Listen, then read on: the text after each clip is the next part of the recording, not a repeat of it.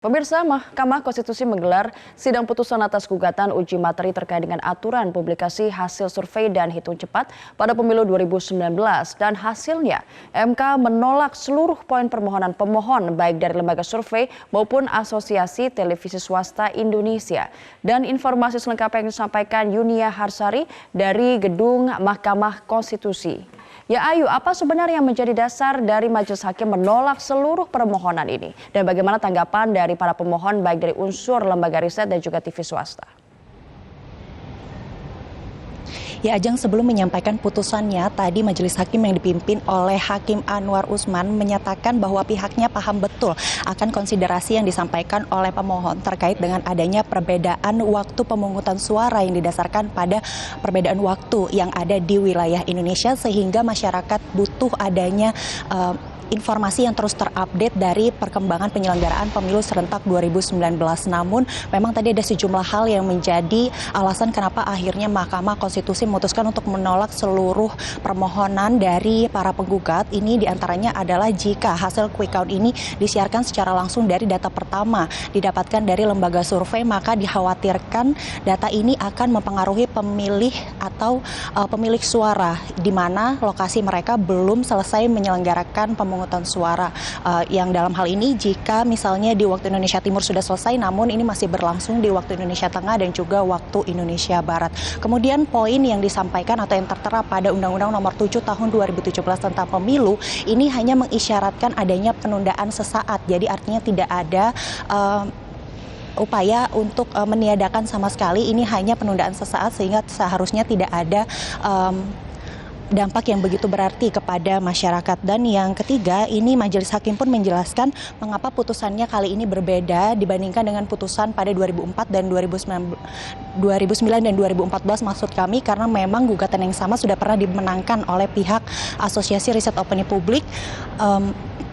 Quick count ini bisa langsung disiarkan jika mereka sudah mendapatkan data pertama. Ini disebabkan atau dijelaskan tadi oleh majelis hakim Mahkamah Konstitusi bahwa memang kondisinya saat ini juga berbeda jika dibandingkan dengan pemilu 2009 dan 2014, di mana pemilihan Pilpres dan juga Pileg 2019 ini diselenggarakan secara serentak pada 17 April mendatang atau besok lebih tepatnya. Dan berdasarkan putusan ini kembali sesuai dengan yang tercantum dalam Undang-Undang Nomor 7 Tahun 2017 tentang Pemilu, maka hasil survei dan juga quick count ini baru dapat disiarkan mulai pukul 15 waktu Indonesia Barat. Dan intinya dari kedua pemohon, baik itu dari pihak televisi swasta dan juga lembaga riset, ini mengaku terkejut terkait dengan hasil dari Majelis Hakim Mahkamah Konstitusi. Dari sisi lembaga riset, ia menyatakan bahwa ini ya bagian yang ditekankan adalah soal kebebasan akademik, di mana dikatakan oleh pendiri dari Aropi tadi, Denny J.A., dimanapun sebenarnya lembaga riset ini boleh langsung mempublikasikan hasil riset mereka selama tidak bertentangan dengan hukum, seperti itu. Lalu namun kembali karena putusan MK ini adalah final, maka Aropi di sini menerima dan masih akan menjalankan prosedur riset seperti biasa. Yang berbeda hanyalah teknis. Jika biasanya mereka sekitar pukul 11 waktu Indonesia Barat ini sudah bisa menyiarkan hasilnya, namun kini akan digeser seperti itu di pukul 15 waktu Indonesia Barat. Sementara itu dari sisi TV swasta ini menerima secara umum hasil dari putusan MK ini, namun kemudian